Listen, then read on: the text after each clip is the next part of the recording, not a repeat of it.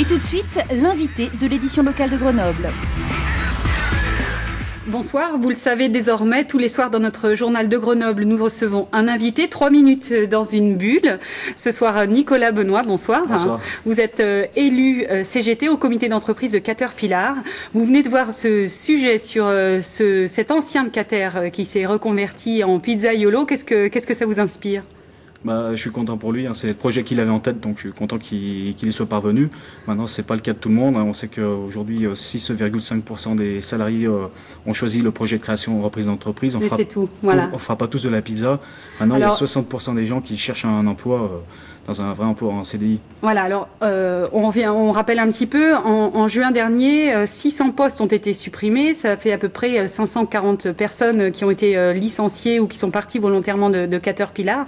Vous avez une idée du nombre de personnes qui ont vraiment trouvé une solution sur ces quelques 540 employés ? Surtout sur les 420 licenciements contraints. Donc nous, on sait qu'aujourd'hui, il y a 14 personnes qui ont trouvé un emploi.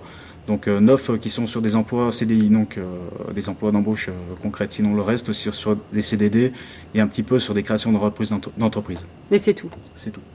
Ça vous rend amer.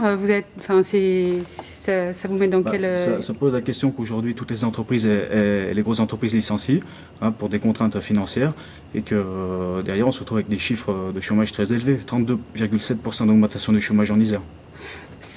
Votre combat n'a pas été assez virulent, vous pensez ? C'est un combat d'une ampleur nationale. Si on prend l'industrie, d'ailleurs les revendications de la CGT sont claires pour le 22 octobre, on appelle à une journée de mobilisation. On perd dans l'industrie 20 à 25 000 emplois par an. Alors, dans votre entreprise, à la rentrée, quelle était l'ambiance générale ? Alors l'ambiance était dans les baskets, le moral dans les baskets, étant donné que on nous fait travailler une semaine et on nous met 3 semaines, voire un mois au chômage partiel. Donc quand on revient, il faut reapprendre, en gros, et on nous met des contraintes de travail très dures. Alors, vous avez en plus encore 133 emplois dans la balance. Les salariés doivent accepter une renégociation, de réorganiser leur temps de travail s'ils veulent que ces 133 emplois soient maintenus. Le vote doit avoir lieu d'ici la fin du mois. Qu'est-ce que vous préconisez, vous, syndicat CGT ? C'est ça, c'est le principe du chantage à l'emploi, donc pour faire passer des conditions dégradées de travail. Donc aujourd'hui, on s'en prend directement aux salariés, à leur vie privée. Aujourd'hui, les salariés doivent se plier à l'entreprise et non plus le contraire.